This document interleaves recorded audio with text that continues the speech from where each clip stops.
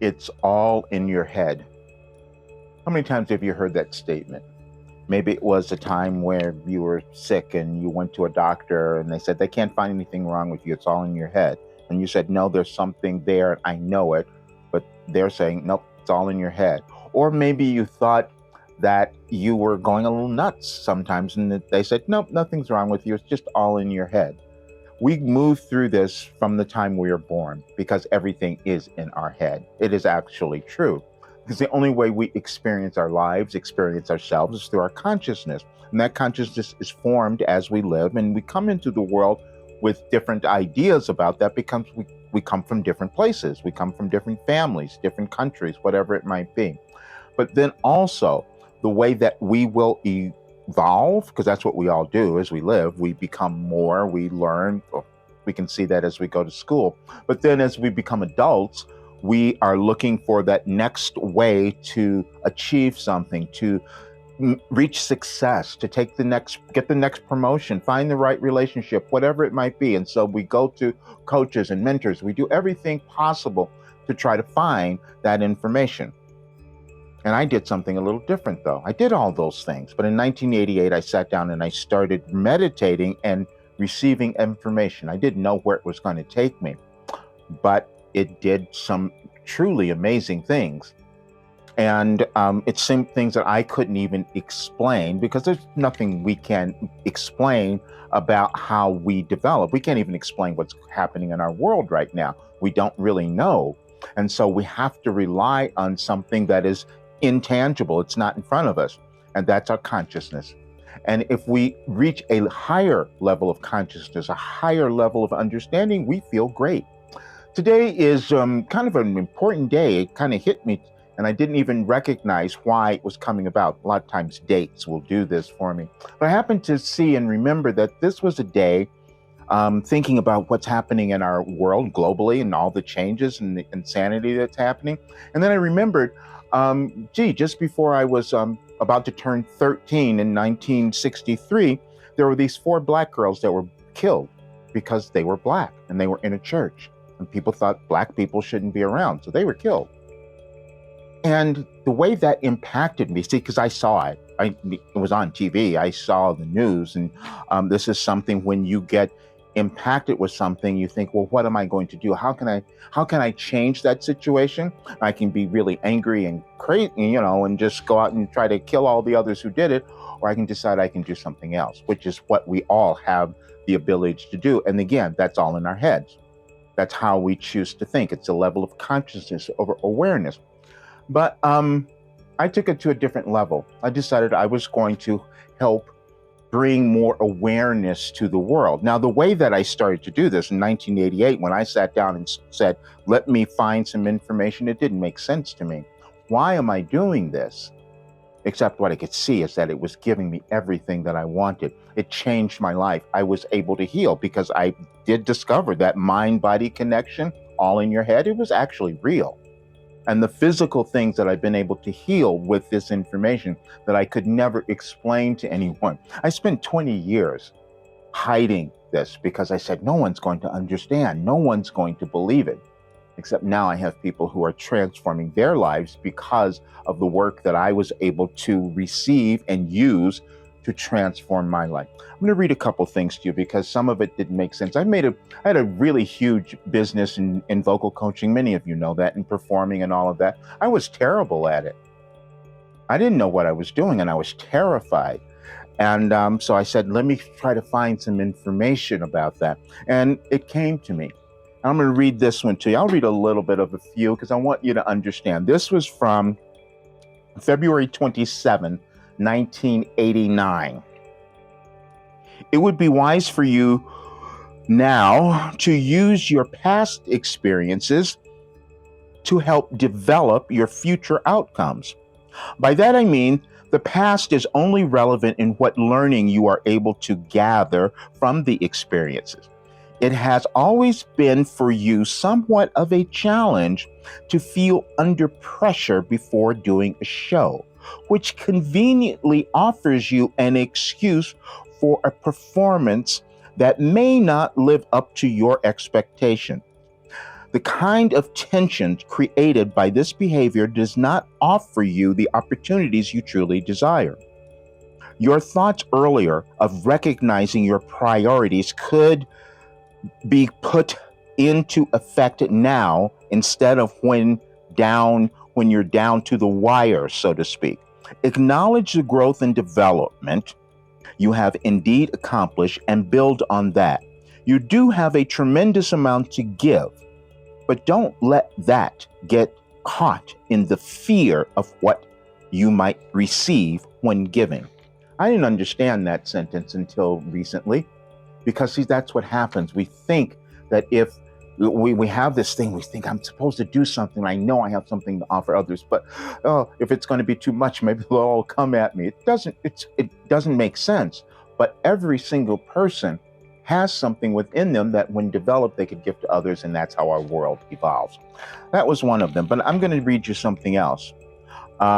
This is a few months later, and it was June 1st of 1989, and it says, and again, understand, these are all about mindset. These are all about changing my consciousness, and I did this every single day for more than 35 years. I couldn't even leave my house until I did this, because what would happen is I would instantly feel better because my consciousness has now shifted. I have risen above whatever difficulty or problem that I was obsessing over, because that's typically what we do instead of getting on with creating something. Okay. You have indeed accomplished a great deal, and now it would be wise to start to take a more than calm approach in setting and accomplishing your desired goals. There's a danger that comes with new information, of wanting the self to assimilate and act upon this information with clarity and resolve that might not have had enough time to activate at the cellular level, so to speak. In other words, your behavior may offer you more opportunities to go even deeper in your self-discovery, and if your ideas about the results are on some sort of timetable, you could hinder your access to more information and thus accelerated growth. This would also be a good time to start developing the ability to focus your energies in the present moment. This is surely a concept you have been aware of, but up to this point have not slowed down quite enough to truly experience the kind of freedom you might experience with being totally involved with what you are experiencing rather than what the results might be. Deserve and preserve. That's another one. They go on and on exactly like that. And I would read them and I'd have to sit with them and I would think about them and then I would act on them.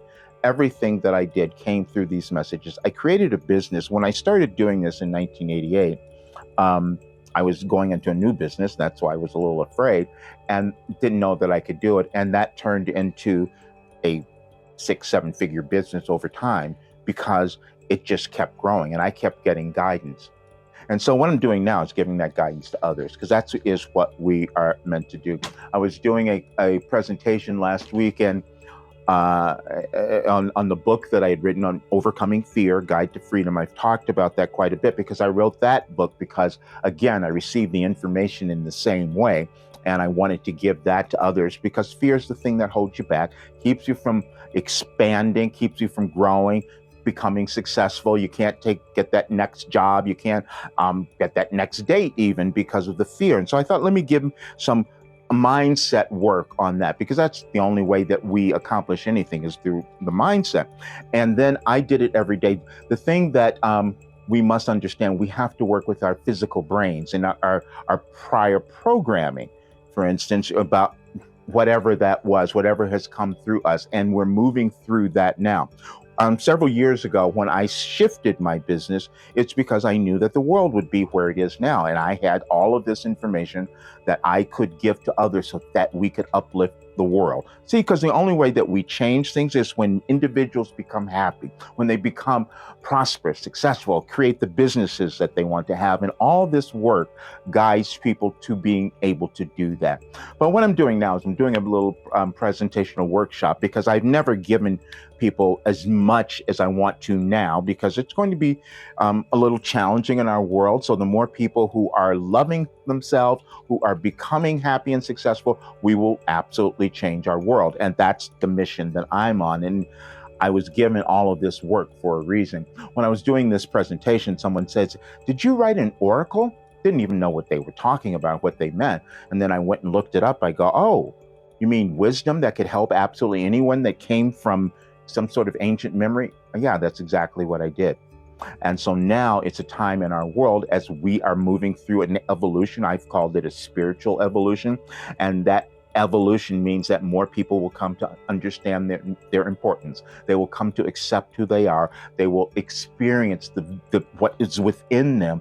And I have work that could help them do that. But what I'm going to do is just give away something in the workshop. I just want to talk about it and bring people in, answer your questions, maybe even work through some difficulties that you might have, because all of this work has done that for me. It's a little unbelievable when I talk about this stuff, and especially if you see my past, if you see my history, it doesn't even make sense. Some of it I put in the book, but not all of it. But I'm going to talk about more of it, because as we move through this next, couple of years in our world, the more happy, the happier you become, the more prosperous, the more successful, the better our world becomes. Because no one has any more than anyone else. It's just how much are we willing to own ourselves? How much are we willing to prosper? How happy do we want to become? That's the only choice. That's the only question that each person must answer. But I do hope to see you at the workshop. I haven't done anything like this. It's increased the confidence that I've had in myself. Everything is better. I mean, every single aspect of my life. My income, the progress is just amazing. Like, you can see changes from week to week.